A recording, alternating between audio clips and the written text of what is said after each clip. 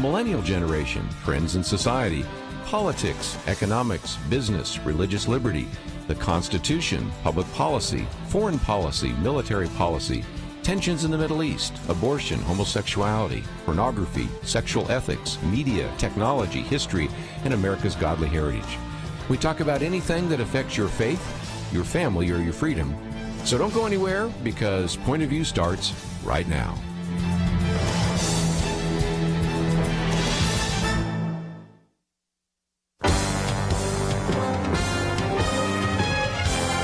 Across America, live, this is Point of View.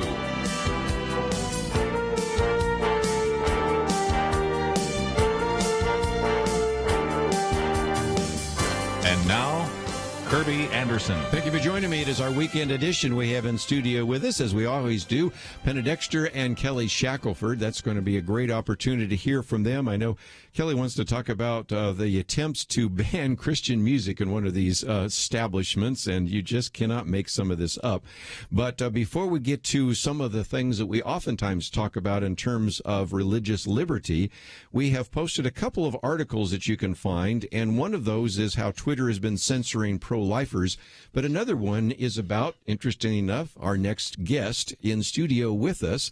And of course, you have met him before, Kelly, Brian Glicklich, and he is a digital forensic expert.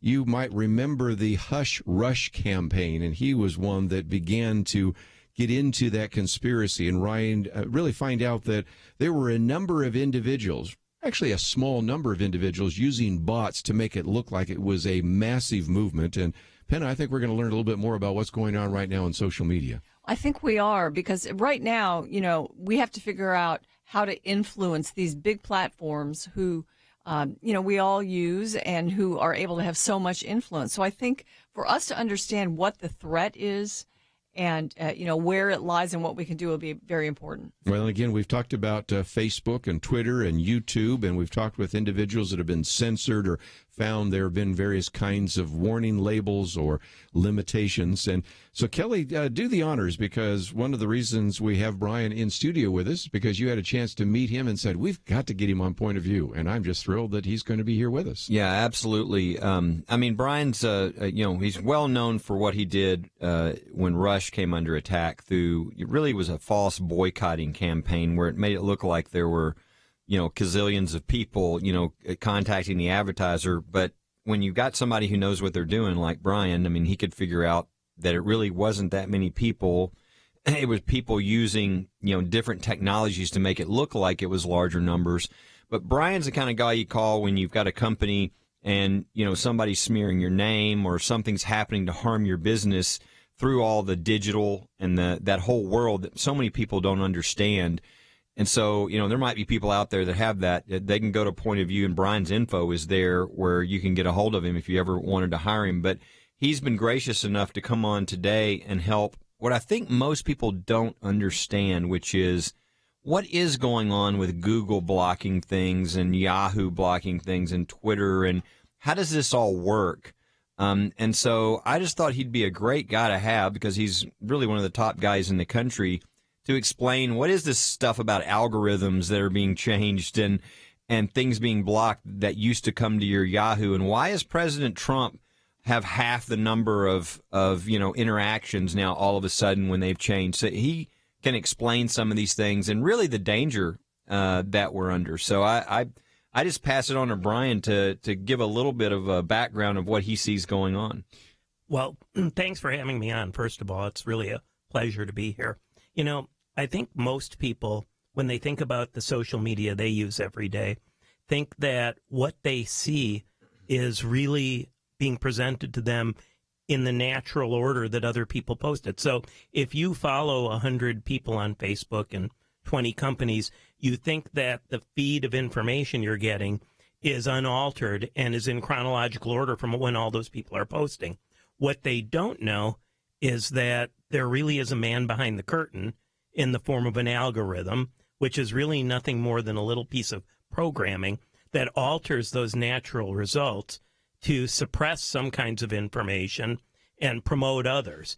Now, Facebook will tell you that they're doing it for your own good, but the reality is that they won't tell you what they're doing. They won't tell you how they're doing it. They won't tell you how it affects what you see. And if you dig in and look at the numbers, publishers, especially publishers of conservative information, are finding that their traffic from Facebook is very rapidly declining, in some cases 70, 80% or more. And it's particularly insidious because so many people now are getting so much of their news and information online from places like Facebook, and Facebook's promoted themselves for that purpose, but now they've put their finger on the scales, not just as part of a political conspiracy theory, but because it's good for their business as well. And it's important to understand what's happening, why it's happening, and how you can act out against it, because unless people take action on their own, they may come to a time when Facebook's really controlling how news and information is presented to you. I might just mention that we have a link to your website, bracestrategy.com, so if people find themselves wanting more information, they can do so. But, Kelly, you and I have talked about this before, that matter of fact, I think they did that one time where you had you and your wife, on two computers, search the same issue, and they show up differently. I've noticed this, that the kind of information I get on my Facebook page, for example, on my computer, is very different than what I get on my iPad or something else.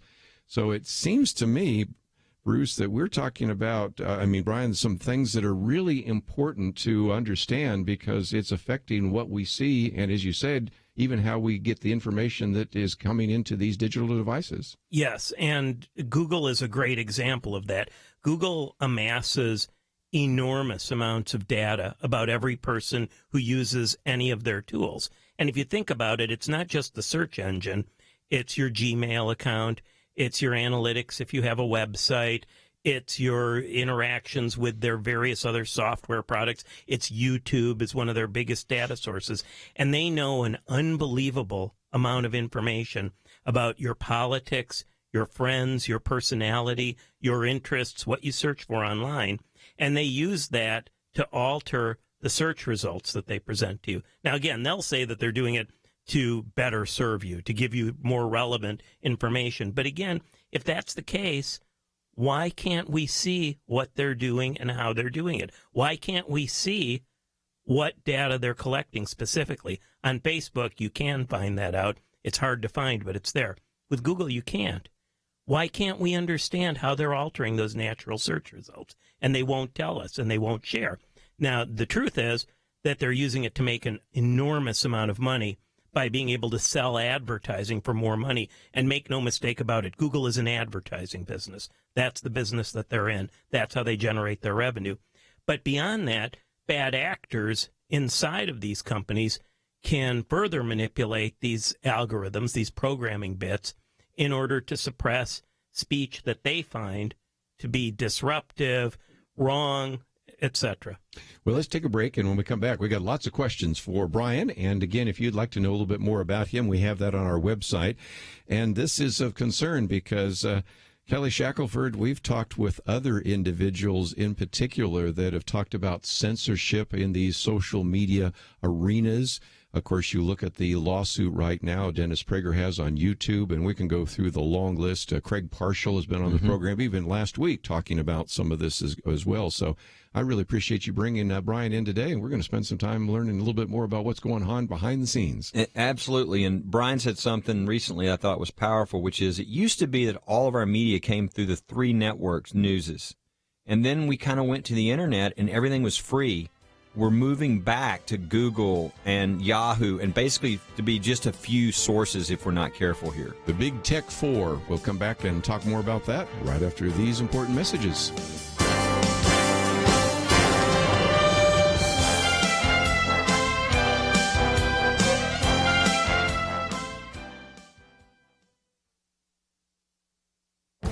This is Viewpoints with Kerby Anderson. You know, proponents of gun control would like to ban or at least significantly restrict the manufacture, sale, and distribution of semi-automatic rifles.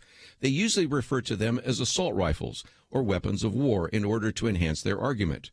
And lawyers for the cause argue that even though the Heller case decided by the Supreme Court prevented governments from banning handguns, it still might allow banning other weapons like rifles. Most supporters of the Second Amendment argue that it protects an individual's right to self-defense and also protects citizens against state tyranny. In the interest of time, let's just focus on that first idea. The Second Amendment exists so that you can protect yourself against robbers and terrorists. That means we can reject the idea that the amendment only applies to muskets and flintlock pistols. Any intruder will have firepower much greater than that. In fact, it is likely that the robber or mugger will have a semi-automatic handgun or a semi-automatic rifle.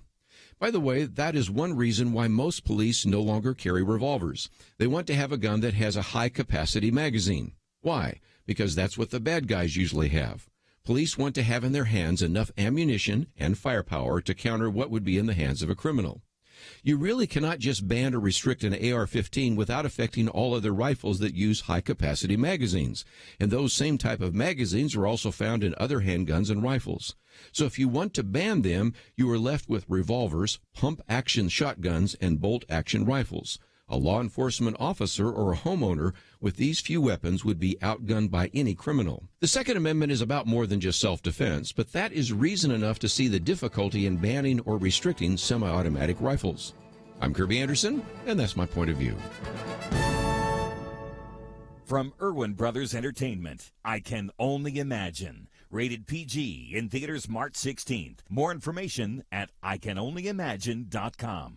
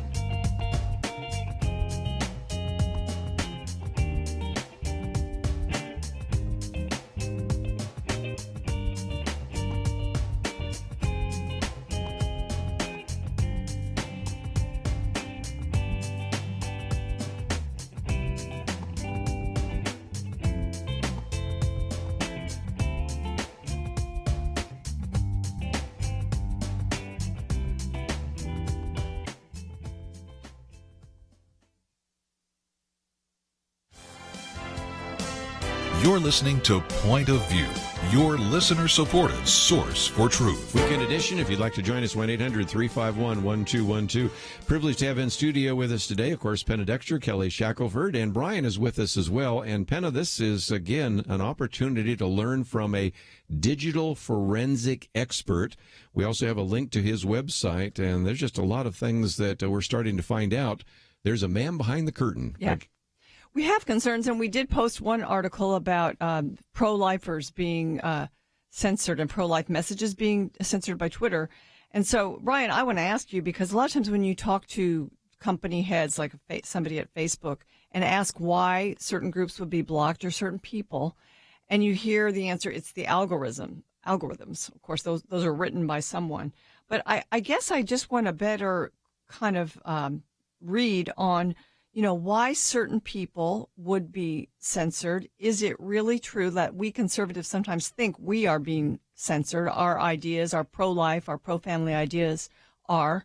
So is that true? Are we? And what can you say about that? I think it falls into different categories. Certainly there are some conservative sites and ideas that have a very hard time getting traction now. They've been redefined by so-called neutral third parties as something other than opinions or lifestyles or ways to live into something akin to hate speech by their definition, which is certainly wrong-headed. And that those third-party, supposedly neutral companies that do that give an excuse to social media companies to suppress it. So in terms of pure suppression, that's usually the way it works. And if you look on Facebook now, you'll see that on posts from certain publishers, there's a little information circle in the bottom right corner of the post, a little eye. And if you click on it, it brings up the first few paragraphs of that publisher's Wikipedia page. And Wikipedia, as you know, is overwhelmingly edited by politically progressive people, so it tends to frame conservative ideas in the worst possible light. Beyond that, when we start to talk about algorithms, there's different cases, and since they won't tell us what they're doing or why they're doing it, we just have to make certain inferences. And there's certainly an inference available that it's to suppress certain kinds of political speech. But there's another inference that's at least as logical and maybe more so, which is that it helps them make enormous amounts of money. If you say that you like the posts of a particular publisher or organization, and after that organization builds up an audience of people like you, of hundreds of thousands or millions of people, if an algorithm, just a piece of computer code, suppresses that content and that publisher's traffic declines enormously, then they have to replace it somehow. And normally the way that they would replace it is by buying sponsored advertising in the social media channel. So it replaces organic or unpaid traffic with paid traffic. So both of those theories tend to interoperate with each other. I want people to understand what you're saying, which is what's happening. And most people have no idea this is what's happening. The things that, I mean, Facebook was supposed to be, here are my interests, or I'm a fan of this page. And that you're saying, I want this information. Facebook is now intentionally blocking you from getting the information you want in order to try to force those groups to pay Facebook to get the information to you. I mean, that's what's happening. And so, and there's something wrong with this whole thing. This is the internet that this is all over, right? And yet, you're being manipulated. And there's no, as Brian talked about, it doesn't say, hey, here's what we're doing and here's how we're doing it, or you get the choice. I mean, they're doing this. And so there's a real argument that what should happen is there should be some sort of Internet Bill of Rights or something that if you're going to do this kind of thing, then you have to tell people what you're doing and show them what they're doing or give them a choice instead of manipulating. Because I think there's a lot of deception and I think if most people knew what was going on, they would not want to participate in what is going on. They're being essentially lied to. Remember when Donald Trump's Twitter account was closed for, a few hours? Yep. And then, I think Twitter went back and said it was more of an individual's decision. It wasn't a company-wide decision. Can you talk a little bit about that type of thing? Of course, they made the decision in their own self-interest to bring it back. And, so if conservatives could make their cases to these companies, how important it is to have a free and open internet, is there a way to be able to influence them? Absolutely. Yeah. And the example you pointed out is a really good one of the other problem of having this level of control in the hands of individual people. Even if you don't assume ill intent on the part of Facebook or Twitter or Google, that they're doing this mostly as a profit-generating mechanism rather than an ideological mechanism. There are bad actors inside these companies. And Donald Trump's Twitter account was closed by a bad actor, an employee who had resigned and was leaving his job and just decided that because he could, he'd terminate Donald Trump's Twitter account. And there were no internal controls to prevent it. There was no mechanism to quickly recover it. When you're dealing with somebody like Twitter, there isn't really even anybody to talk to complain about it. You can file a complaint, and some days or many days later, a customer service person who's often offshored will be the one that responds to it with a boilerplate text. So you have no recourse. You have no transparency, no recourse, no ability to influence things. And this is a problem that certainly applies to all conservatives, but really it's a problem that applies to everybody who cares about being able to read and experience what they want to on the internet. Kelly, let me come to you for just a minute because we have what I call the Big Tech Four, and that is Facebook, Google, Twitter, YouTube. If you've listened to Craig Parshall in this program, listen to you. We, on the one hand, recognize that these are free companies. It's a free market, but they are using, public utilities. there's a sense in which could we not come up with something that says, yeah, the phone company was a private entity, not initially, but later on was, but it's using public utilities. This concern that you point out, we used to have the big three networks. Now we have the big four tech that are all pretty much telling us what to think and what to believe. Yeah, I think that's the answer. And I'd love Brian's solution. I think the most extreme, but maybe where you have to go, depending upon these companies, is you have to go to some sort of antitrust type situation because they're monopolizing something that is crucial to us, which is, information and news. And so if they're monopolies and then they're doing all this stuff where they're censoring and keeping information from the American public, look at Donald Trump's, it was a Yahoo account, I guess. They just came out with they lost over half of the following. That's the president of the United States we're talking about. So you can see immediately. So, but I think, that's the threat, I think, because I think the American people would insist upon that if they didn't clean up their act themselves. But there are some things I know to try to go for that we'd say, well, if this happened, we wouldn't have to go there. And I know Brian has some of those ideas. I want to let him get those out. Yeah, I think that the single most important thing would be to have a way to opt out of the algorithms that change the natural order of content. If Facebook, for example, simply started people in a position where they were receiving the natural order of their posts, and if they believe they have an algorithm that will enhance people's experience, let them sell it to people and let people turn it on. No one should be subjected to having their material changed in any way in order to serve their profit interests. I think that's the single most important thing that these companies could do. The other is to acknowledge the data that they're collecting, how they're collecting it, and allow you to opt out of it and still be able to use the platform. Let's keep Brian here just a little bit longer, and let me open up the phones in case you have some questions about this particular issue. We certainly have a lot more to cover, as we always do in our weekend edition, but I thought if you had any real quick questions about this to actually learn from an individual that is a digital forensic expert, we have, first of all, a link to his website. We have an article about him. We have one that Penna just mentioned, Twitter censoring pro-lifers. And if you type in censorship on our commentaries, I think Penna and I both over the years have had that. And, of course, if you even want to go back a week ago, we had Craig Parshall on. He was talking about his fictional book, but we spent a little bit of time talking about the Milton Project that he had when he was at the National Religious Broadcasters, because this is a real important issue. And so, Kelly, I thank you for bringing Brian in today. And if you'd like to join us, let's open up the phones. First, we'll take calls just on these issues of what's happening with these digital devices and these platforms. 1-800-351-1212. A little bit later, we're going to talk about, can we ban Christian music from a venue? Well, apparently some people think we can. They're wrong, but we'll talk about that right after this. Why should you become a partner with Point of View Radio? Because for decades, this team has made a significant difference in lives and communities across the nation. Because America is dying for lack of biblical wisdom about life and culture.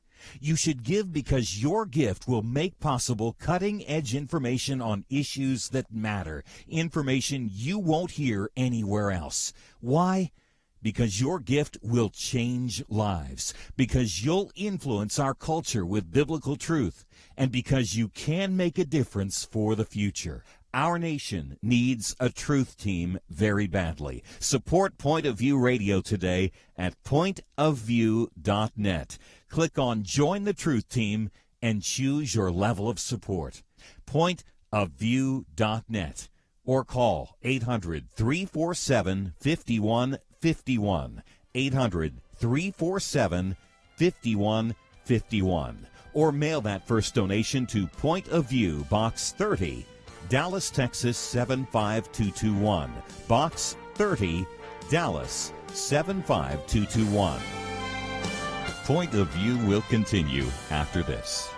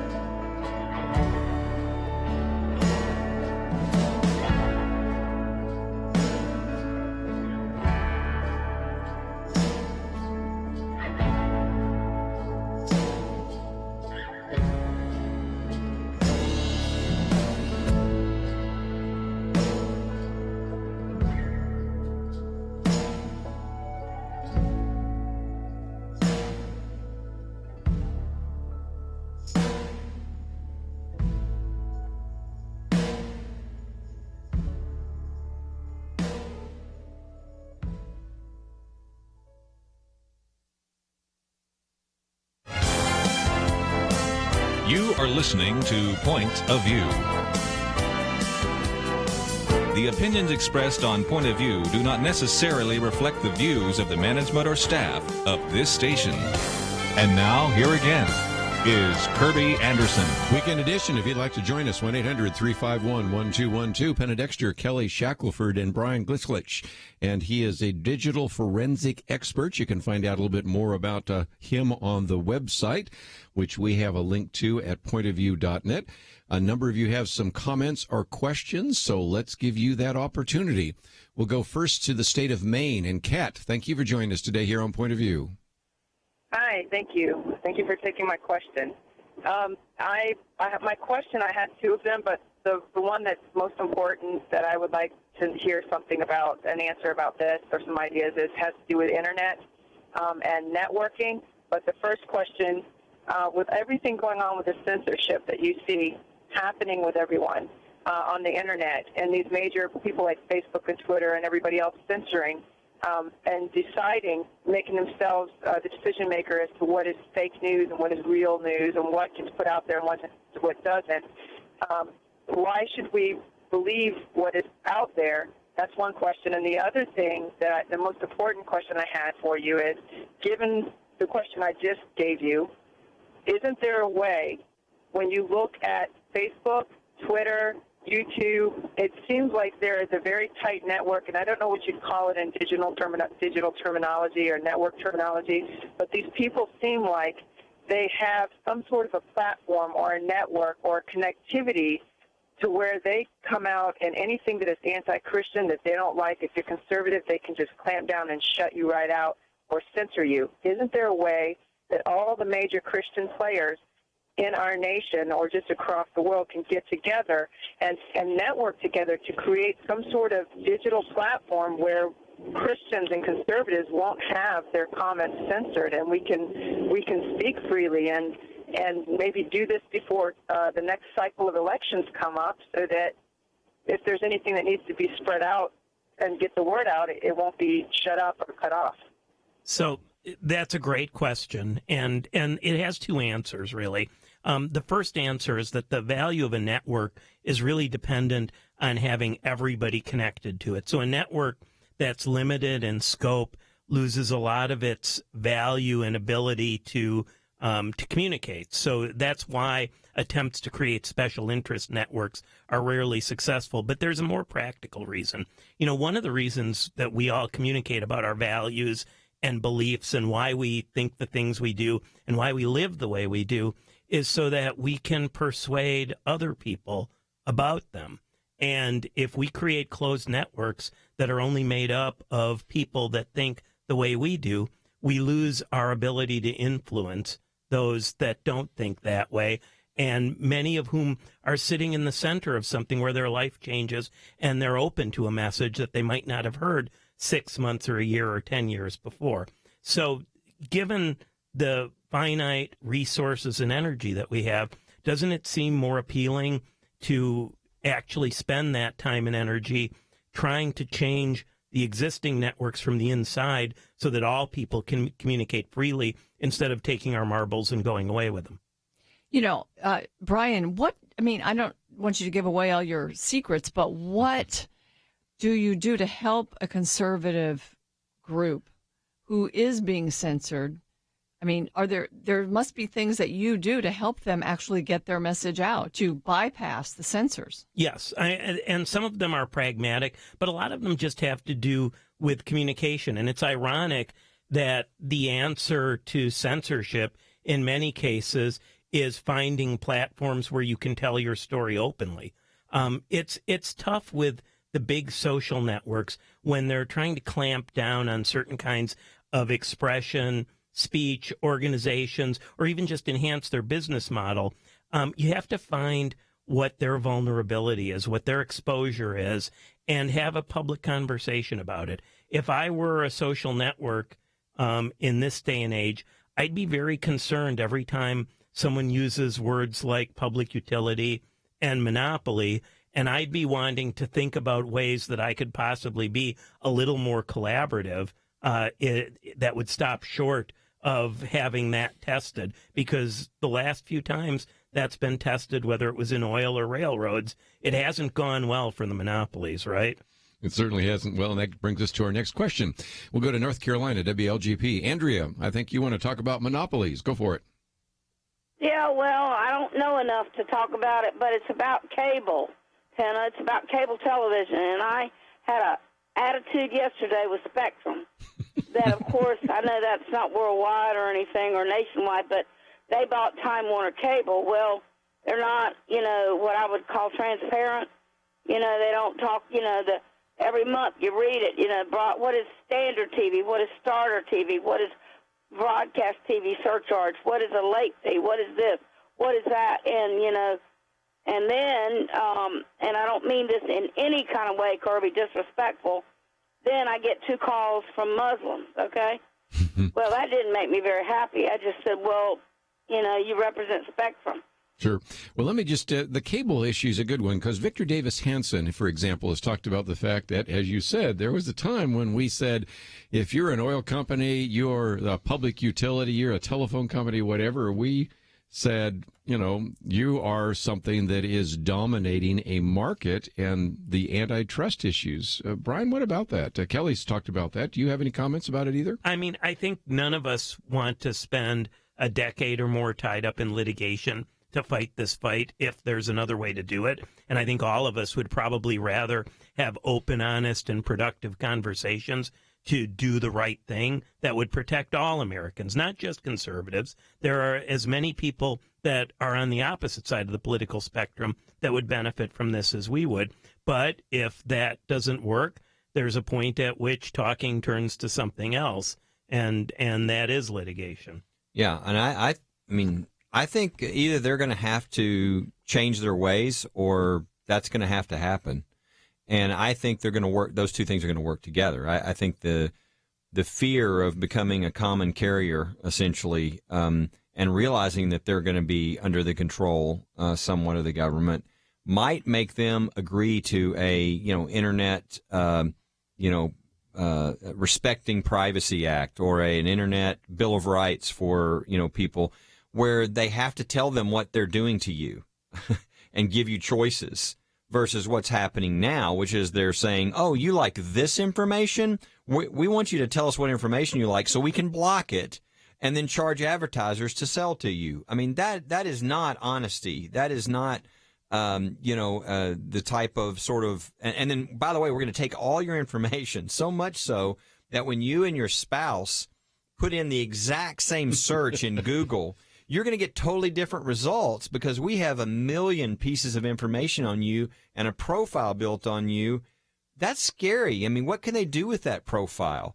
There ought to be some basic rights that every American has because, I mean, I come to think of it, I mean, there is no president that could withstand if Google wanted to go after them. No presidential candidate.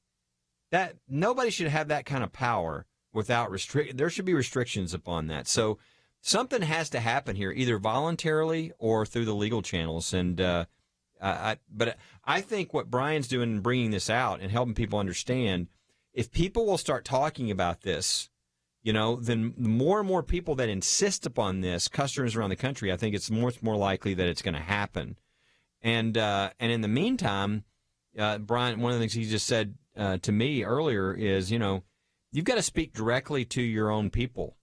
If they're on Facebook or these other places, you've got to make sure you can have some lines of communication with them that aren't through Facebook and these other, because that way you do control and you're able to speak freely. And so everybody who's out there, don't get all your information through Facebook and these different platforms. You need to go directly to the source. So if you're not on the point of view list, get on the point of view list, right? If you're not on the First Liberties updates, go to firstliberty.org, click on updates so you can get them directly and you're not having to depend upon these platforms which might be blocking this information. I am amazed at how many people in polls say that they get their news, their basic news, they get it nowhere else but social media. That's irresponsible. It is. Well, at this point. Brian, I know you need to go, so what I wanted to do is first of all say that we have a link to Brace Strategy livecast.com, and this might be of help to some individuals. You have an advertiser boycott defense. You have reputation correction, celebrity stalking, all sorts of different things, and ways in which you deal with crisis strategy and forensic investigation and digital marketing. So we have that link, and if people off air want to ask you some other questions, because I can see the phones are going to ring all day, they can do that, can't they? That would be terrific. It's so nice to have been here today. Thank you. Thank you for being here, and I'll let you head on in just a minute, and when we come back, Kelly, you've got to tell me this is just this can't be right. Christian music is banned, but I guess, we've banned prayers in front of Christian football games, and we've banned a person from praying in their own home. I guess this was the next step. So we're going to talk about that when we come back from a break. It's the latest case that First Liberty is taking on, and then we'll get into some other issues in the news. We'll continue taking your phone calls. I know some of you have comments and questions about social media, but let's take a break. We'll be back right after this.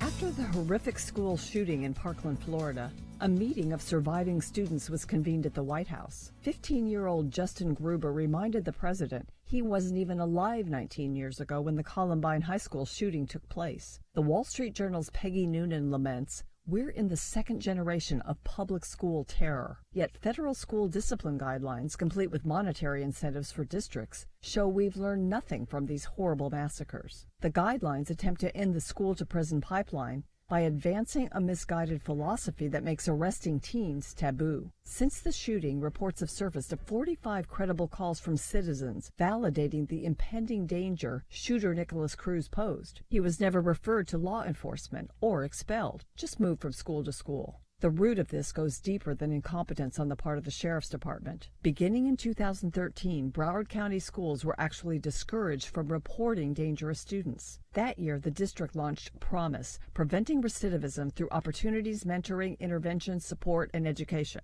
Promise's stated rationale is that, quote, arrests and referrals to the criminal justice system may decrease a student's chance of graduation, joining the military, and getting a job. Since implementing the program, the district has seen a 66% drop in student arrests. Broward County Sheriff Union President Jeff Bell said that under Promise, we took all discretion away from the law enforcement officers to effect an arrest if we choose to. In 2014, the Obama administration issued its guidelines, stating that districts are expected to post lower numbers on disciplinary problems, especially involving minority students. According to this thinking, it's not the behavior, but the arrest that leads to a bad future.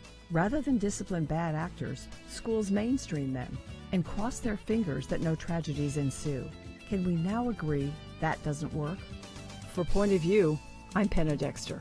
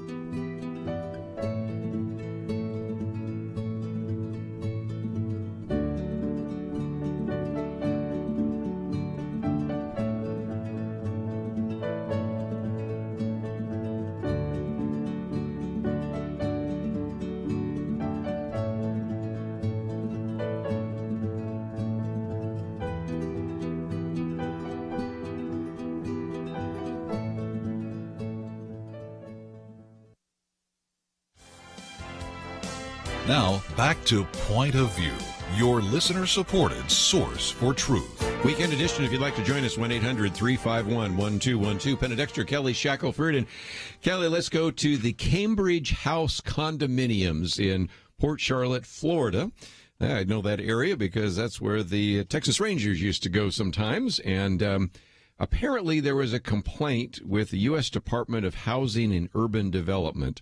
I do encourage you to go to our website. Of course, it links right to First Liberty. So whether you end up on the First Liberty website or the Point of View website, you will see a picture there. You just could not make this up. But the sign says any and all Christian music is banned. This is going to be an easy case for you, Kelly, I suspect. Tell us the rest of the story.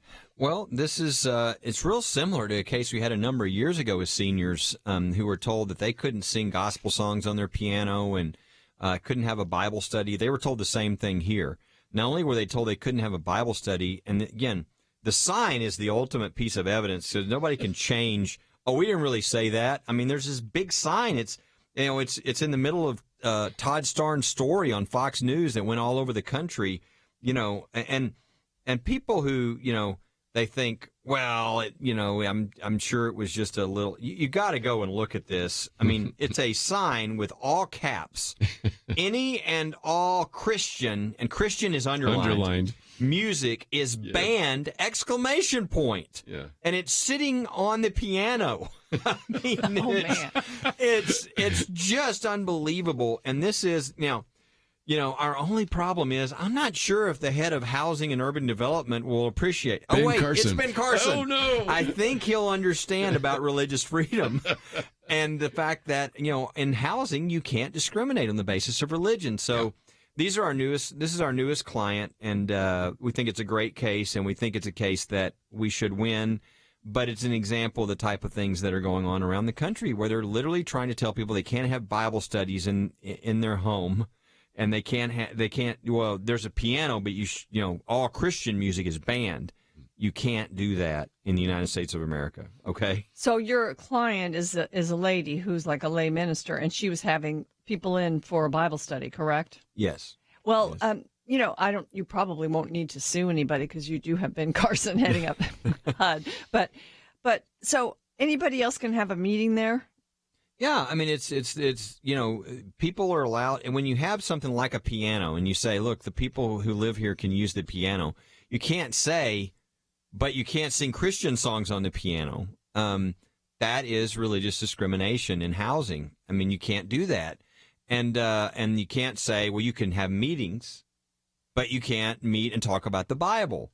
That's religious discrimination. So, again, it's amazing how similar this is to the case we had many years ago, the Balk Springs case in the senior center. You got to tell that story since we have news stations. They do not know what some of the World War II veterans had to say. You got to share that. Well, it was incredible that they had, what they had done. I mean, they had told these people that they could not pray over their meals in the senior center because, that would be a violation. They couldn't sing gospel songs on their piano in the back. And then once a week they would sit at a table and they would study, have a Bible study, and they told them they couldn't do that. And so, we went down there to see if we could represent them and get this thing resolved, and we sent a letter. We thought it would resolve it, and, instead the city responded in the newspaper, wouldn't even respond to our legal request, said that religion was not allowed, in this case, in public buildings.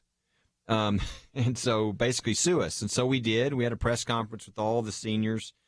And really, the great story was Barney walked up. Barney had served in World War II, and he walked. I mean, at the end of the press conference, I had no idea what he was going to say. He just walked up to the microphone, and Barney has a cowboy hat and a bolo tie and a Western suit and boots. His only suit was his Western suit. And he said, I fought World War II for these freedoms, and I ain't going into the corner to pray. And he said, if they want to arrest me, fine, long as it says what it's arrested for praying. And he turns around and walks in the back. And that was, I think an hour later, we get a call from Bill O'Reilly's producer saying we want the guy in the hat, and we go on radio and TV and radio. All over. And anyway, what was great is we ended up not just winning, but we won an injunction. They could never, this is federal court, right? You cannot interfere with them praying over their meals. You cannot interfere with them having a Bible study or singing gospel songs on the piano. And we even won a little money so they could hold a celebration in the senior center. But my favorite part was what happened afterwards, because all the people in the city were watching this. So the 4 all-powerful city council members who had done this. And everybody realized they weren't so all-powerful because the seniors had just beaten them.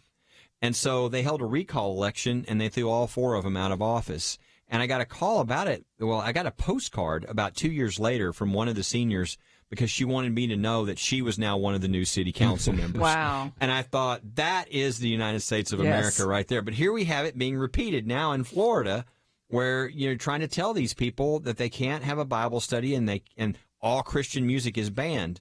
Well, no, not in the United States of America. It's not. So the law's on our side, but I even love the irony of the fact that this is a housing issue and that this is going to go to Ben Carson. And if you think of anybody in the Trump administration that probably understands religious freedom, I think Ben Carson would be there. So I would guess his administration is at least going to follow the law and not be hostile. What's the next step, Kelly? Well, directly to him? Yeah, well, for the housing and urban development to respond to this, because this is a violation of those laws, and they have to make sure that they're followed.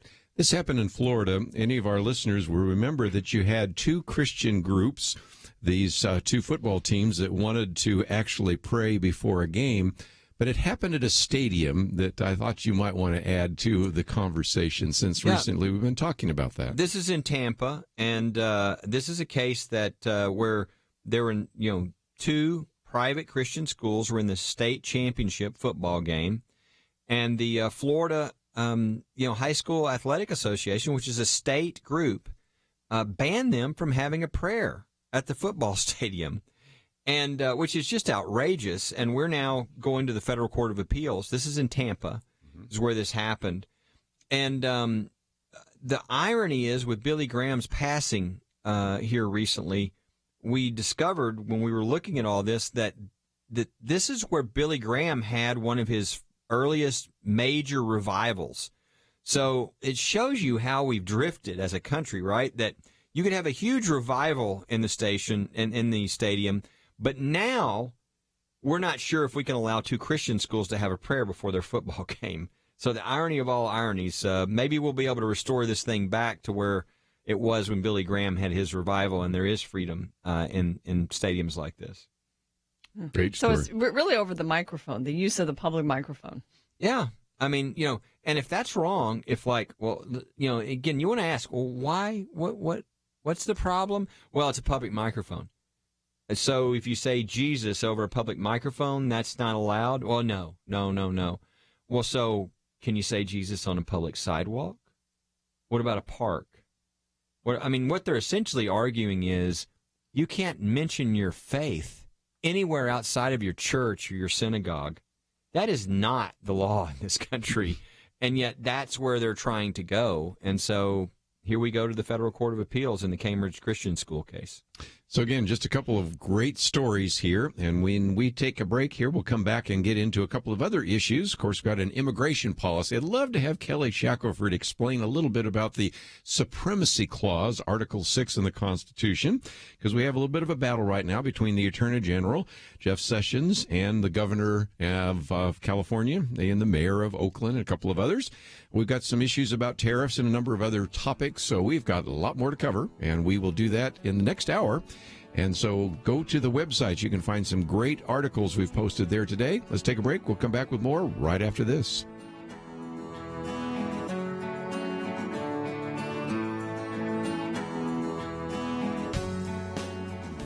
From Irwin Brothers Entertainment comes I Can Only Imagine. The untold true story of Mercy Me's Bart Millard and the power of redemption and forgiveness. My dad was a monster, and I saw God transform him. I didn't think that God could do that. I Can Only Imagine. Rated PG. Parental guidance suggested. In theaters March 16th. More information is available at ICanOnlyImagine.com. When you listen to the news, do you ever feel like you're living on a different planet from those presenting the headlines? We've always known there was a subtle bias, but today, it's about as subtle as stepping off a 1,000-foot cliff. The only way to counteract that bias is with the truth. To join the Truth Team at Point of View, your support will educate and encourage potentially millions every day. Don't let lies win. Step up so that lives and our nation can be changed. Join the team at pointofview.net/team or call 800-347-5151. pointofview.net/team and 800-347-5151. Point of View will continue after this.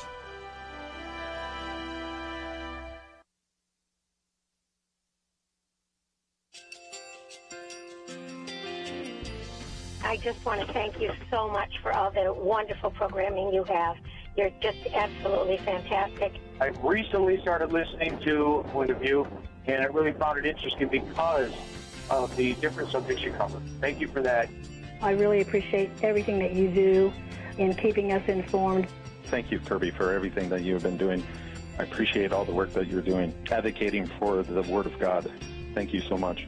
Point of view, I think, is absolutely necessary because it's a Christian perspective, a biblical worldview perspective, and receive very current, up-to-date information about what is really going on, week to week in our culture, which is changing so rapidly, and yet it's morally sliding backwards. Yeah, I'm just, first of all, I thank you guys. Y'all's program is wonderful, and enjoy it every day. I learn so much every time I listen to it. Point of View Radio Talk Show.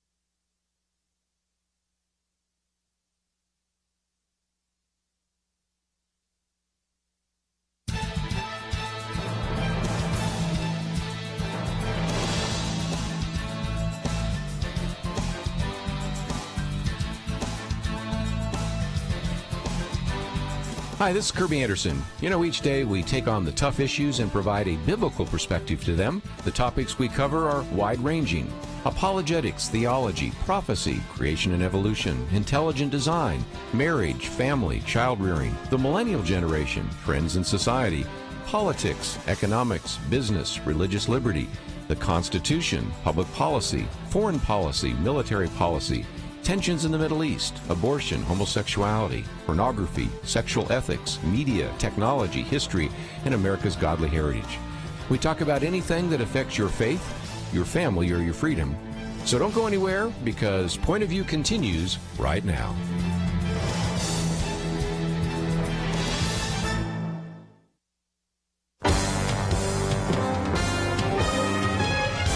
Across America, live. This is Point of View.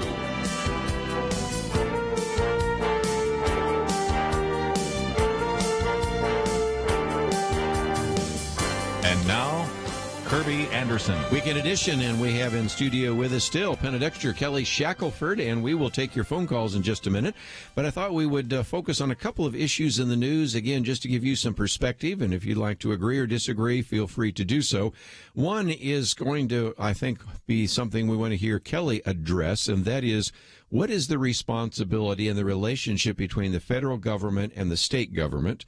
But it all kind of surfaced this week when the Attorney General, Jeff Sessions, was speaking to the California Peace Officers Association, in which he said, I understand that we have a wide variety of political opinions out there on immigration, but the law is in the books and its purposes are clear and just. Well, then Penna, he kind of poked everybody in the chest a little bit. He said, there's no nullification, there's no secession. Federal law is the supreme law of the land. I would invite any doubters to go to Gettysburg, to the tombs of John C. Calhoun and Abraham Lincoln. This matter has been settled. And, of course, even said that the state's irrational, these are really three different bills, irrational, unfair, and unconstitutional policies need to be challenged, so has filed a lawsuit. Now, you would think that the governor of the state of California would say, well, wait a minute. It's not irrational. These are rational policies. It's not unfair. These are fair policies. And it's not unconstitutional. And perhaps explain why. And explain why. Instead, he said, no, what you're doing is the attorney general here is going to war against the state of California. And basically, he's just trying to fulfill the needs and the desires of Fox News. What does that have to do with anything? And then you have the complaint from the Oakland mayor, which, again, Attorney General Sessions mentioned, who referred to these policies as racist. The other leader in the California legislature referred to this as white supremacy. So I'm looking for an argument here, but I'm not hearing a very good one. Penna, what's your thoughts? Yeah, so Trump is suing California because of these laws, and California has been famously really a sanctuary state. And the federal government tries to seek out and arrest and incarcerate and deport criminals who are illegals, and it's very difficult in California. So this Oakland mayor, Libby Schaaf, warned residents ahead of a scheduled ICE raid and, basically disrupted the raid and made it less safe for California citizens. So that was another reason that Attorney General Jeff Sessions called her out. So there's this fight now between California and the federal government. And so, Kelly, I think it's time for you to weigh in on how do the roles shake out on immigration? Well, I think it's pretty simple. There is a supremacy clause in the United States Constitution, which says that a federal law trumps a state law. That's why, the Constitution, trumps the whatever state statute or whatever else. So you can't say, so for instance, I think the worst of the examples you just went over was the Oakland mayor. To me, I think that's a crime. I think what she did was criminal. I don't know if they're going to prosecute her, but we always hear about obstruction of justice, right? It's where everybody gets caught in these federal, independent prosecutors and everything else, right? It's not some sort of specific crime. It's that they lied or they didn't say something, truthfully, and that obstructed justice because the FBI wasn't able to get to, where they were trying to go. Think of how much worse this is than just lying in a deposition. This is a mayor saying, hey, they're on their way to get you. Run. Mm-hmm. That's not only obstructing justice, it's endangering those federal officers. And so to me, that's the worst. But I would put a spectrum here. While the federal law is supreme and does trump the state law, that doesn't mean that there are laws about federal immigration law, but they don't require, for instance, the federal laws don't require the state to help them. True. Okay, so it doesn't mean that because you have a supremacy clause and you've got a federal law that you can say, state, you have to affirmatively help us. They don't have to do that, but they cannot violate those laws and they cannot obstruct justice.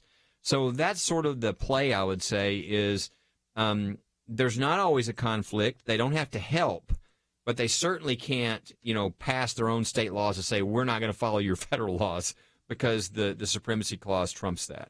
Well, and you have a case that came out of Arizona in 2012, and Justice Kennedy, in his inscrutable wisdom, ruled on June 25th that because the Congress and the federal government, quote, occupied the field, he used what's called field preemption, he actually was able, I think he wrote it far beyond what the Constitution permits, but, what difference does that make? Whatever the feelings are of Justice Kennedy, that's what the Constitution means that day. And so he really said that there could be no laws in Arizona that in those cases were trying to help the federal government.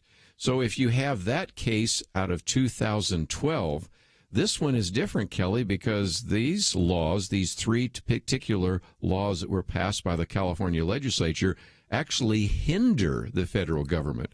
So if it was unconstitutional to have laws in Arizona that would help the federal government, don't you think that if this ever makes its way to the Supreme Court, which I think it will, that it would strike down laws that would hinder the federal government? Yeah, I think it's a lot easier. It's a lot easier to do. Both of those cases would be recognizing the fact that under the Constitution, the federal government clearly has the authority over immigration.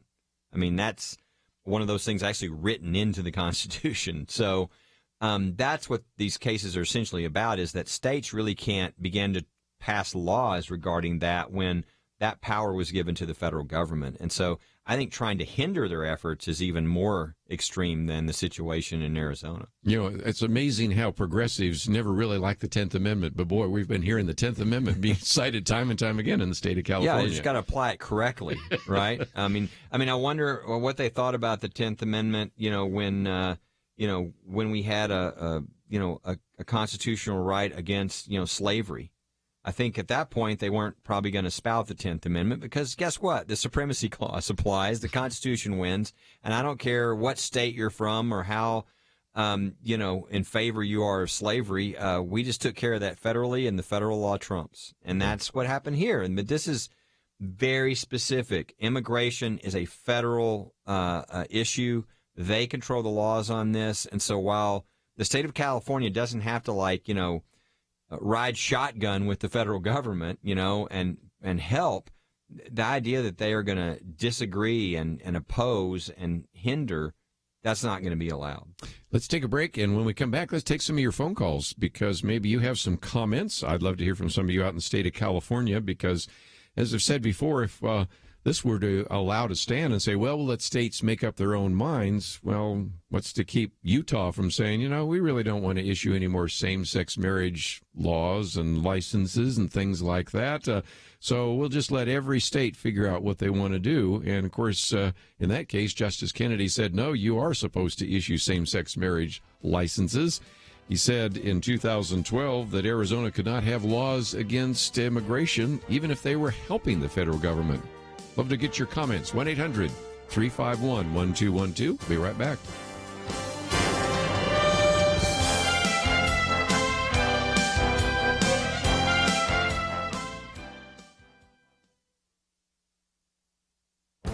This is Viewpoints with Kerby Anderson. You know, proponents of gun control would like to ban or at least significantly restrict the manufacture, sale, and distribution of semi-automatic rifles. They usually refer to them as assault rifles or weapons of war in order to enhance their argument.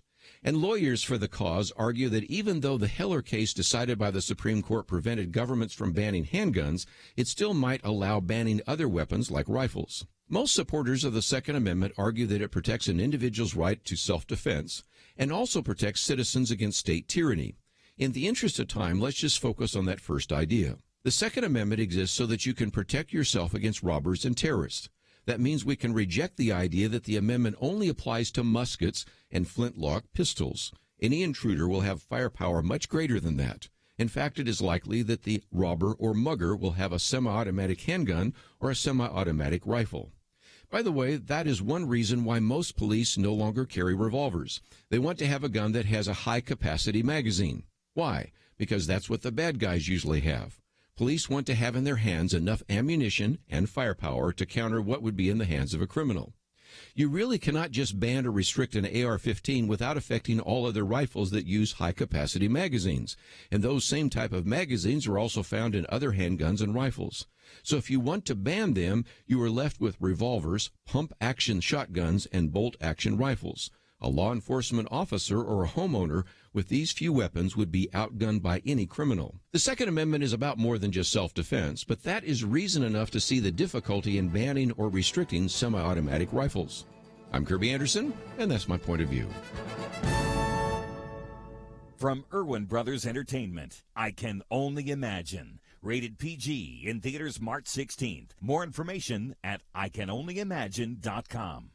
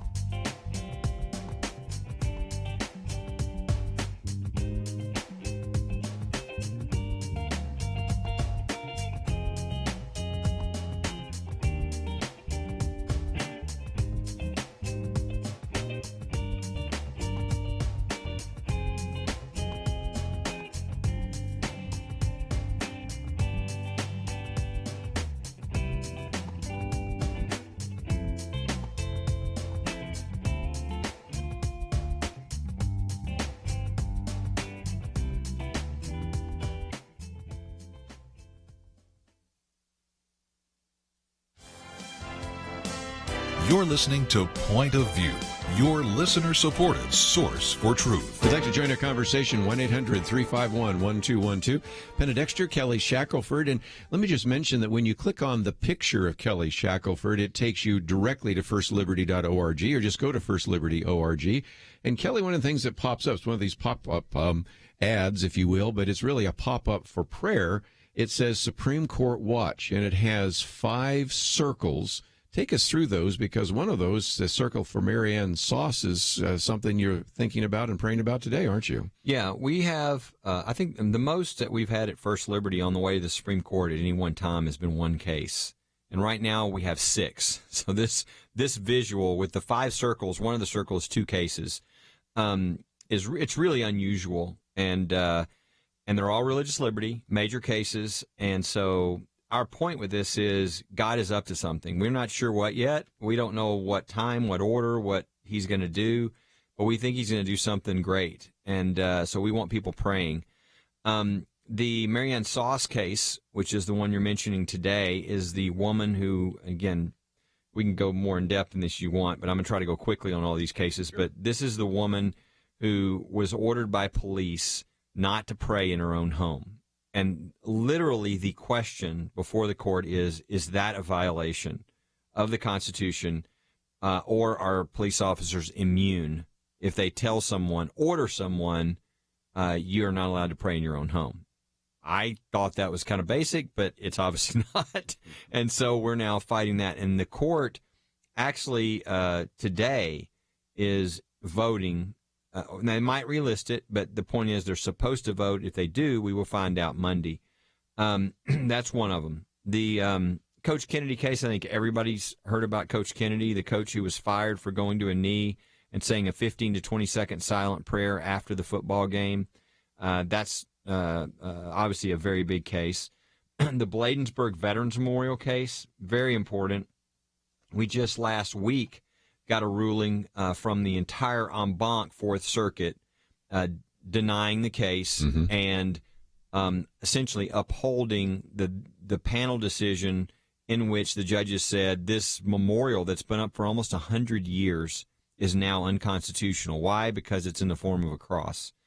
So if that's not changed, that's not only bad because you tear down this memorial, which has been up for 100 years, but it sets a precedent for all the memorials around the country. But the other thing is the Fourth Circuit, where this is, within the Fourth Circuit is Arlington National Cemetery. They will have to go into Arlington and tear down large freestanding crosses if this precedent isn't overturned. That's the third one. Fourth and fifth tied together are the Jackson County, Michigan case and the Rowan County, North Carolina case. Those are cases that both involve whether county commissioners themselves can open their meeting with prayer. The ACLU has argued no. We have argued yes. In the Sixth Circuit, they said, of course you can. We've been doing this since the founding of the country. In the Fourth Circuit, same circuit, which is, by the way, fairly liberal now. It's 11 out of the 15 judges are liberal. They said, oh, no, that's unconstitutional. So we have a circuit split. And so basically the law means something different right now in like 8 to 10 states. And that is at the Supreme Court. In fact, they just reset this for another consideration. So something's going on there. And then the last one I'll mention is the Livingston Christian School case. This is the Christian school that was told not only could they not exist within their church as a Christian school, but there was nowhere in the city limits that they could exist. And the question is, can a city ban Christian schools as a matter of right from anywhere in their city? We think the answer is no. But those are the 6 that are either sitting right now for a decision or they're about to hit the court, and we've never had 6 in a row like that at one time. You talked about how God must be doing something right now. And, you know, when you list those cases, they're really all over the map. They're all over the board. They cover the various aspects of religious liberty. And just had me thinking, because Donald Trump also, as president, has basically strengthened religious liberty through, for instance, the policies at HHS, Health and Human Services, and all the conscience protections, and through the Department of Justice. And, you know, so it seems like it's the time right now. There's a time for strengthening religious liberty protections all over the nation. It's probably a time that we should be praying and also being involved in these things. Yeah, I really believe that too, Penna. I think we've got a window of opportunity right now. Sort of add this, what I just, 6 cases at the Supreme Court, the things that are going on in the administration, the judges we're appointing, getting appointed to the court. We just did 5 more judges over the last week, 1 federal court of appeals judges and district court judges. These are lifetime appointments. The type of people we're putting on these bench and that's going to mean 30 years from now for religious freedom is that judge is still there, because a lot of these judges are in their 30s, in their early 40s. I think this is the time, and so I do. First, I would encourage people, as I mentioned earlier, if you're not getting the updates on these things, you're not going to hear unless you happen to listen to Point of View at the right time. So make sure and go to firstliberty.org and click on updates and sign up so you get them. But I just think we don't know when that window could close. I mean, that window could close very quickly. God opened that window, and we weren't expecting it. And so I think it could close, and we might not be expecting it. The end of this year is where it could obviously close. For instance, take the judges, all these Christian conservative judges who are going onto the court right now. You change the Senate, which very well could happen, and a different party's in control. That confirmation process is going to totally stop. Everybody knows that. And so that's just one example, but we can see it in a lot of different ways. So I think everybody should think, everybody who's out there, and I gave a talk this week where I said this to a bunch of people. I said, I never really work off of urgency, because in our deal, we're going to win the case, even if it takes 10 years. That's kind of our mindset. But right now, I feel urgency, because I don't know when this window closes, and we've got to take advantage of God is giving us an opportunity, but I think it's just an opportunity. And I don't want to look back a year from now and go, why didn't I move with more urgency? Mm-hmm. And I think everybody out there needs to think the same thing. Are they praying about this? Are they financially supporting the efforts that are going on in this area? Because this is about not just religious freedom now. This is about religious freedom protection that's going to protect your grandkids. You know, I look at guys like Matt Kaczmarek, who works for us and is, waiting for his vote on this floor of the United States Senate. I mean, Matt is a young guy, brilliant, all that. He will never turn from the Constitution. He's a strong believer. 30 years from now, my grandkids might be before him. Certainly my kids, but I mean, that's what we're talking about. People that are going to be long past this president, long past the next president. This is about the future, and we could have a short window for a long future. So I just challenge people: pray. You need to be in prayer. You need to be involved. You need to be spreading information. You need to be supporting the things you really care about, because this window is open, and it really is an incredible opportunity. You did mention the Senate, too, and we have 35 Senate elections this year. Absolutely. And we have noticed how some of the Democratic senators have been slow-walking these nominees, and that's an issue. The other day we quoted, of course, Gary Bauer talking about the fact that the security clearances have been another way of preventing good people from getting into office. And, of course, the other day Donald Trump showed up late at one event, and he said, well, the reason I'm late is because we had trouble getting Jared Kushner through the clearance. That was the joke, but it wasn't so much of a joke. So I think it's important to say, as you are evaluating these individuals that you're going to put, especially on the United States Senate, pay attention to the fact that some of them are advancing your agenda and going to make the job of First Liberty easier, and some of them are preventing some of those individuals from getting a vote, and they're voting down even their own nominees. That's what has been just bizarre to see, that this is all about, in every case, slow walking the process and making it more difficult. And actually, the number of vacancies seems to be increasing rather than decreasing, because we have the natural attrition that takes place, but we're not getting them on the courts fast enough. Yeah, we've essentially got about 30 judges through and voted and on the court, almost another 60 waiting for their vote, and then another 130 to be filled.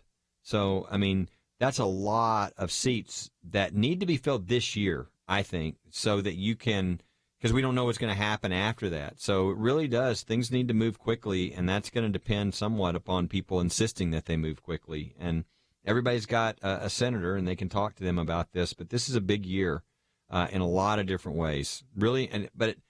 I see it very positively. It's an incredible opportunity. As Penna said, the religious liberty stuff that's happening is incredible, and we just need to make sure we're paying attention, we're involved, and we're doing everything we can. Let's take a break, and when we come back, we'll take a call or two on immigration if you want to address that issue. And then the possibility of Kim Jong-un meeting with Donald Trump. And what about all these tariffs? There's a lot more to talk about. We'll do that right after these important messages.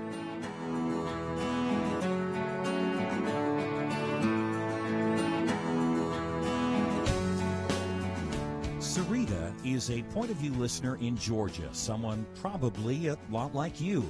Listening to your program, she writes, has helped me realize that I do have the power to conduct change in my area and this nation. And with all of the online tools you provide, this power has become even more apparent to me. What can one person do? A whole lot, says Sarita. And then she says, and together we can get even more done. She's right. Sarita is right. This is a moment of opportunity, and together with you, Point of View is looking to accomplish a lot. This program and those online tools she mentioned will only continue being available if we hear from people like you this week. Join Truth Team 360. There are many levels. Check them out. Choose the size of the part you can play at pointofview.net/team or call 800-347-5151. Pointofview.net/team and 800-347-5151. 800-347-5151. Point of View will continue after this.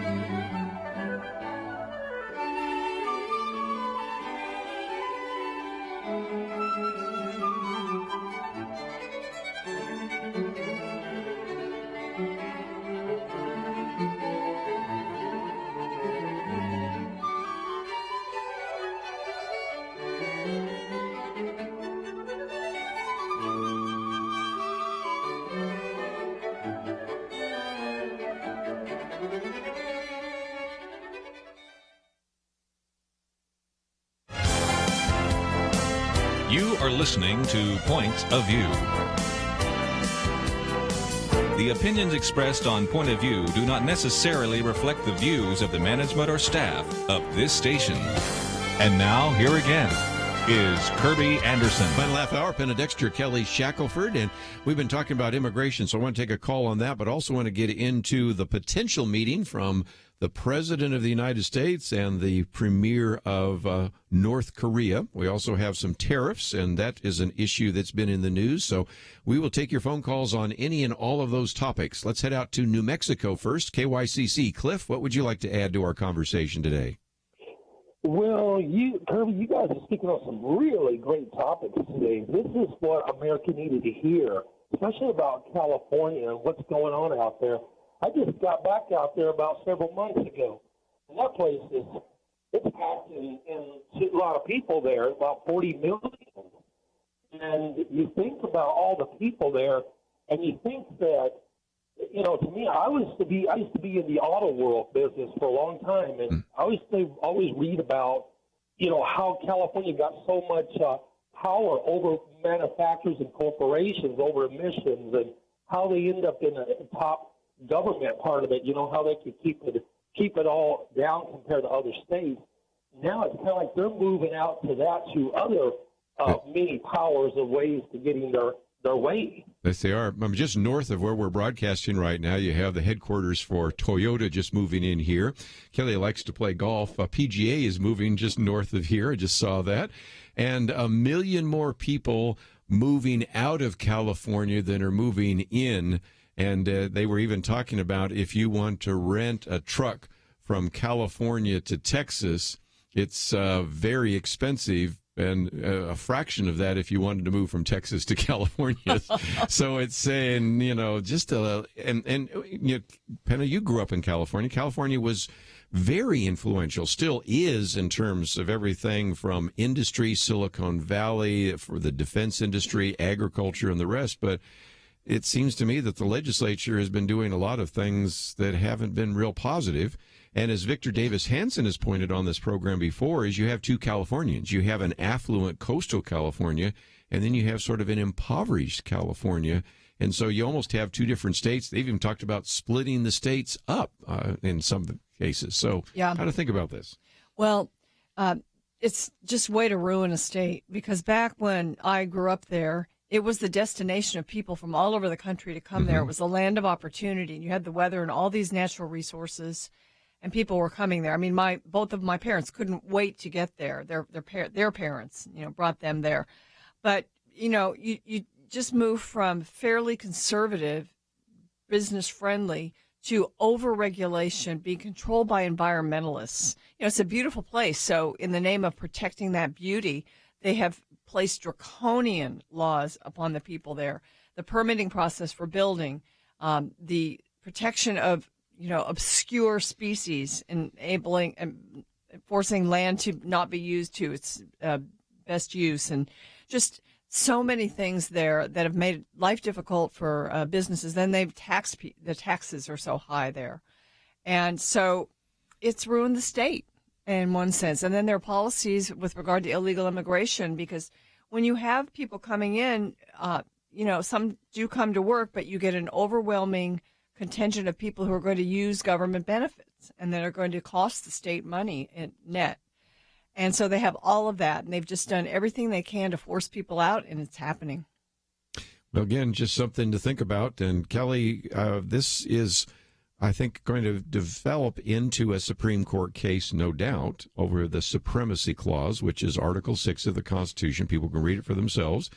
And in light of how the court ruled before, I think what you're going to have are 3 laws that were passed by the California Assembly, the California Senate, signed by the governor, but are going to be struck down by the Supreme Court. And it'll be interesting to see what happens after that. Yeah, that's the way it works. If the Supremacy Clause says that federal laws trump state laws, and again, when they try to pass state laws to hinder federal laws or disagree with federal laws, that's not going to hold up in court. It doesn't mean that they can't, shop around and get some district court judge who's very liberal, who will, say whatever California wants them to say. But there are appeals courts above that, and eventually you get to the U.S. Supreme Court, which obviously is going to apply the supremacy clause. Well, one of the other topics we addressed was this issue of Christian music. So one of our callers wants to talk about that. Last half hour, kind of an open line. So anything we've covered is fair game. So let's head out to the state of Texas this time. KCTA. Susan, what's your question for us today? Yes, hi. I'm sorry I called late, but I've been wanting to ask Mr. Shackelford this. He does all the defense of people that don't want to hear about God in public, and I'm wondering, what is their goal? Is it to, if you don't hear about God in public, God's going to go away, or is it to get rid of, I don't understand their goal. Well, and you said on the line here about what's the point of banning Christian music? I haven't figured that one out myself. Kelly? Yeah. Well, I would say the goal. Is it to get rid of God, or I don't understand the goal? It's because we don't talk about him anymore, he's going to just go away, or? Yeah, that's a good question. I would say there's sort of two different sort of types of goal. One is the people who are just anti-God. Freedom from Religion Foundation, right? They're atheists, and they think that the country would be better if there was no religion, and so that's their goal. The other is more like this one, which is somebody is anti-God, and they complained. And so as a way to sort of take care of the situation, they just banned all Christian music. So it's coming because somebody's hostile, and somebody, I mean, It really probably doesn't surprise any of us ultimately, because when we look at the real enemy, who is the real enemy, and what does he want? He doesn't want anybody talking about Jesus, and so this is a way to do that. So let's ban the Bible study, let's ban the Christian music, and he's just working through individuals who are, I'm going to be charitable. He's working through individuals who don't know what they're doing and are violating the law. But thank goodness that we have people who are willing to stand up, because these things don't get corrected if nobody stands up, and that would affect everybody, in that building. And now, not only that building, but everybody else who's seeing this, because Todd Starnes' story, which went to millions of people, they realize what their rights are. So when people do stand up, it not only helps them, but it helps everybody who's going to come in their footsteps and everybody who's able to read about this to know the freedoms that they have. It's important to educate people about this. That's what we do here at Point of View. And I think we play an important role there because there's so much ignorance out there. I think there are a lot of people who just don't pay that much attention, think that religion is illegal, or that speaking about your faith in public there's something wrong with that. And the left just loves that idea, and they promote it because the left is all about control. They want to control your life. They want government to be big. They want government to be able to tell you what to do. And the people and the groups who stand against them and actually have power to stand against them, or are brave enough who will stand up, are Christians, because they are motivated by their faith and they're empowered by the Holy Spirit. So it's really a Satan versus God battle, bottom line. And the left is a tool. I think a tool of Satan. Is that too strong to say? I don't think so. Well, and the other point I want to make before we take a break, Kelly, is that in many cases, it is what we call the heckler's veto. One person says, well, when you had the Kuntz cheerleaders that had a Bible verse on a piece of paper that the football team runs through in the stands, was there more than one or two people that were upset about that? Maybe that's all that was there. This Christian music story out of Florida, is there maybe one person that didn't like to hear the Christian music?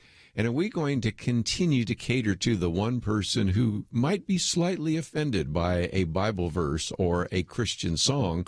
Or are we going to say, we live in a culture where it's live and let live. And that's really what we need to begin to try to teach people, if nothing else. It's kind of basic, but, if you have a right not to hear other people's speech, then there is no right to free speech, part of living in a free society is you're going to hear things or see things that you disagree with. But that's the kind of society that we have, and we believe in the marketplace of ideas and the ability of people to share the truth. And, of course, that's a wonderful opportunity for people to share the truth about Jesus. And that's the way the law is. But there are people who want to change that. They want these things banned. I would encourage people, because they might have just tuned in, if they don't know what we're talking about with this case. Good point. I think, is it linked on? It's the first article. Yeah, Christian music is banned. So you can go to you can go to pointofview.net, and if you haven't seen the picture, you've got to go. You've got to go just to see the picture, to see a picture of a large sign that says all Christian music is banned with a big exclamation point, that's sitting on the piano. I mean, at a residence. Yeah. If we end place up where in, seniors if we end up in court, I can't. I mean, I can just see already the other attorney pulling this up and going, "This had to be made by the attorneys on the other side. This can't be accurate." Let me just mention, we have it on our website, the picture, but also if you go to First Liberty, go to the newsroom, because that's why we have a link so you can find it. And put that picture on your Facebook page. It'll start a conversation. Oh, that's a great idea. We'll be right back.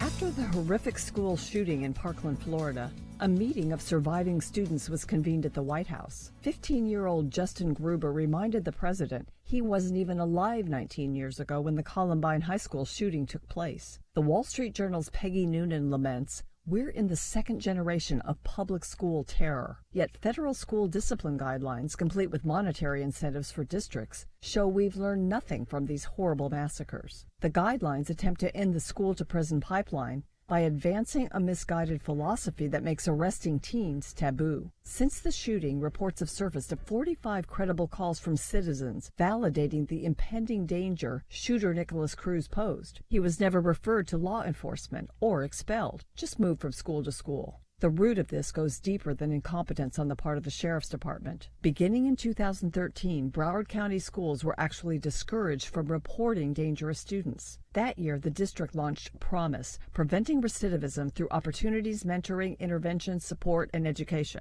Promise's stated rationale is that, quote, arrests and referrals to the criminal justice system may decrease a student's chance of graduation, joining the military, and getting a job. Since implementing the program, the district has seen a 66% drop in student arrests. Broward County Sheriff Union President Jeff Bell said that under Promise, we took all discretion away from the law enforcement officers to effect an arrest if we choose to. In 2014, the Obama administration issued its guidelines, stating that districts are expected to post lower numbers on disciplinary problems, especially involving minority students. According to this thinking, it's not the behavior, but the arrest that leads to a bad future. Rather than discipline bad actors, schools mainstream them and cross their fingers that no tragedies ensue. Can we now agree that doesn't work? For Point of View, I'm Penna Dexter.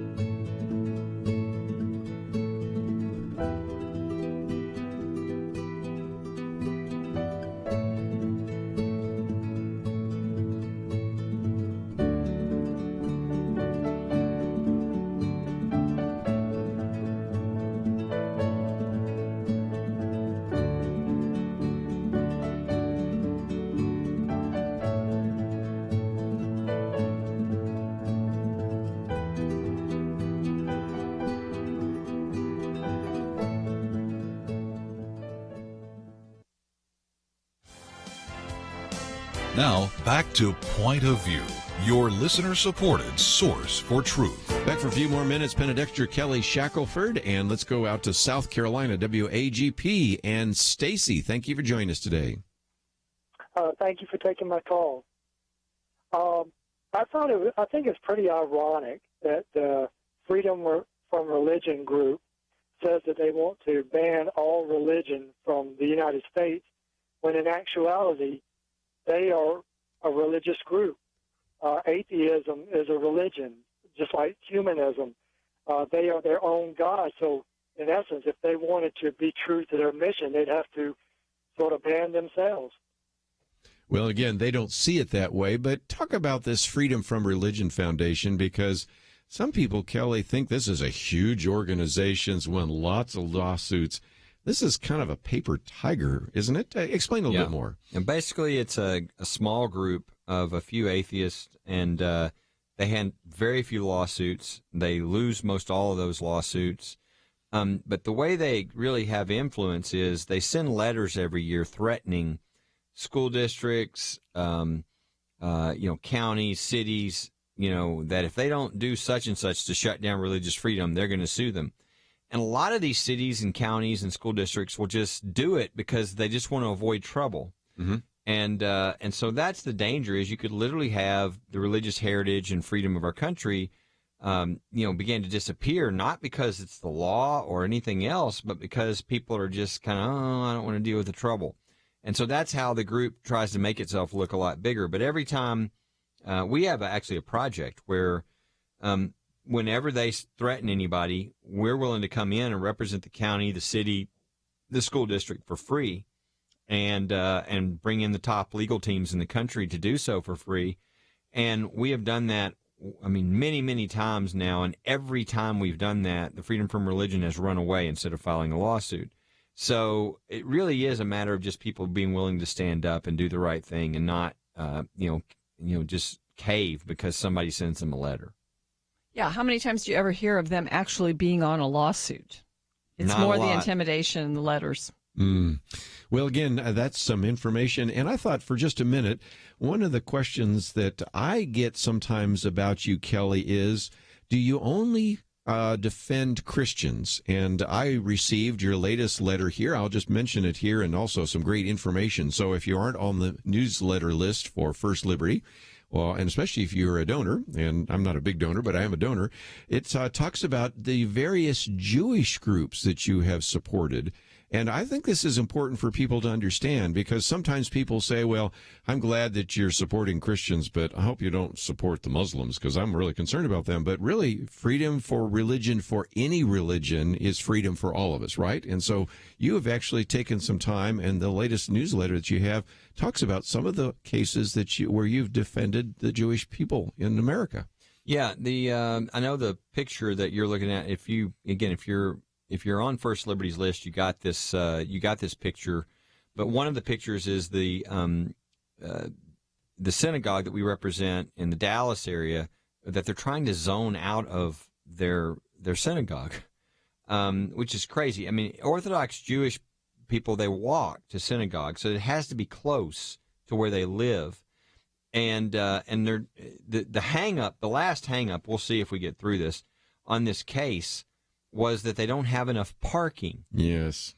They don't park. They don't, it's just like, it's so ridiculous. Park the baby stroller. Yeah. But it's really sad when you see what it ferments up, because we've got a picture here of the rabbi's car with a swastika painted on it. Right.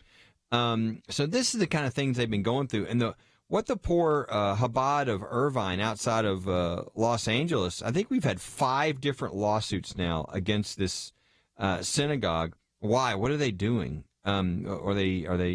Well, it's people who think they have a right to come into their synagogue, into their worship service, and tell them which rituals they can do. Mm-hmm.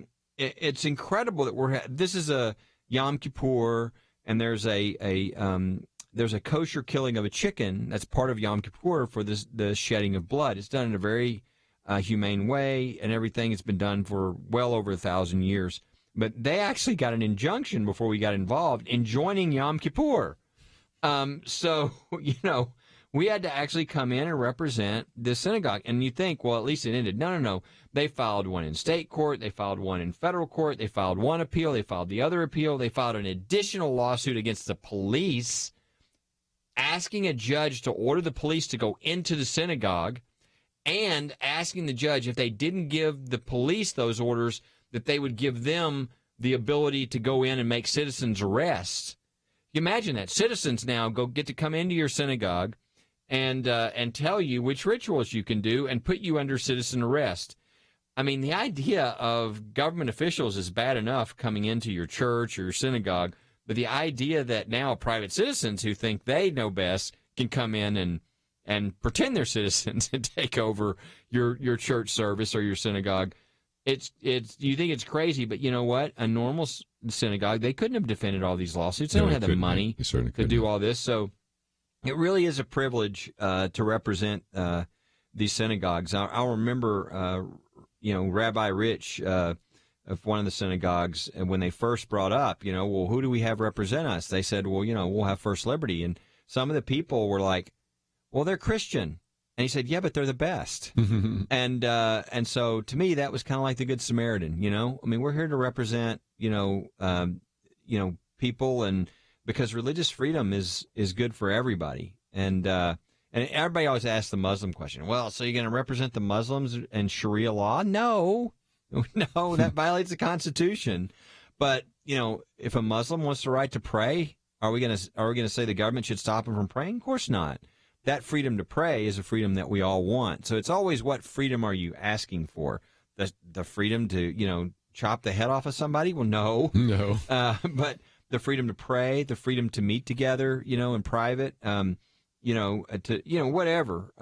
Yeah, of course, those are religious freedoms. But I think these are really important cases, both of these Jewish cases, and they show that, unfortunately, there are things going on in our country when you see the swastika painted on the rabbi's car that you wish weren't here. Yeah. But they are here, and we need to stand with people when they're under this type of an attack.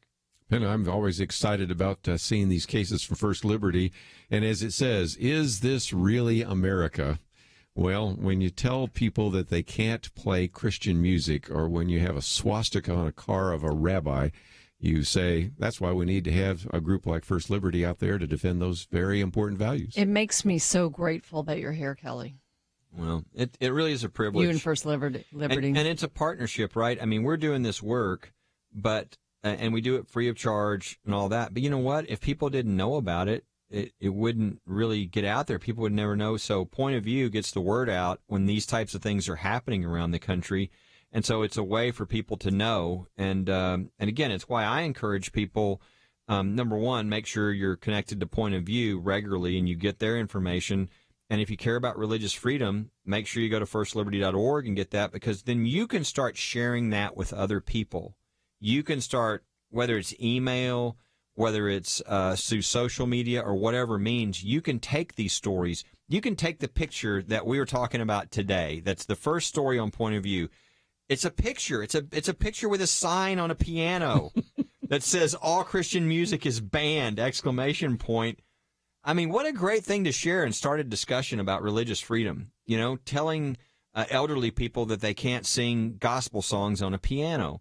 I think people need to know about that. They need to know it's wrong, because maybe this happens to, maybe it happens to your mother or your grandmother or your dad. And now you know what the freedoms are, and you can actually step in and help them, and you can show them, and maybe you can even stop this from happening. Again, all of it on the website, pointofview.net. Of course, you can also go to First Liberty.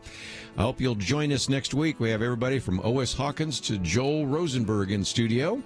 Want to thank Andrew and Steve. See you back here on Monday. From Irwin Brothers Entertainment comes I Can Only Imagine. The untold true story of Mercy Me's Bart Millard and the power of redemption and forgiveness. My dad was a monster, and I saw God transform him. I didn't think that God could do that. I Can Only Imagine. Rated PG. Parental guidance suggested. In theaters March 16th.